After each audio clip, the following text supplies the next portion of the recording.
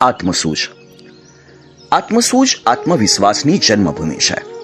આત્મસૂઝ એટલે વાણી, વર્તન અને વ્યવહારની યોગ્ય સમજ, વસ્તુને, વિચારને સમજવાની યોગ્ય બુદ્ધિ, જેને ઘણા આંતરસૂઝ પણ કહે છે.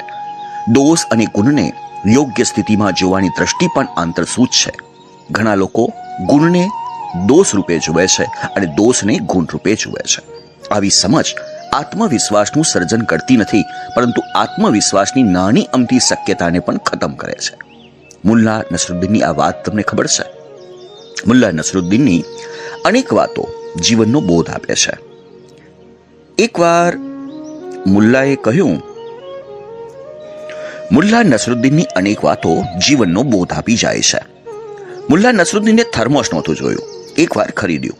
કોઈએ જોયું એટલે પૂછ્યું, આ શું છે? મુલ્લાએ કહ્યું, થર્મોસ. આમાં ઠંડી વસ્તુ ઠંડી રહે અને ગરમ વસ્તુ ગરમ રહે. પેલા ભાઈએ કહ્યું, અચ્છા, એમ વાત છે. તો આમાં તમે શું ભરી લાવ્યા છો? મુલ્લાએ કહ્યું, 3 કપ ગરમ ચા અને 3 કપ ઠંડુ શરબત. કોન્ફિડન્સ ફંડા.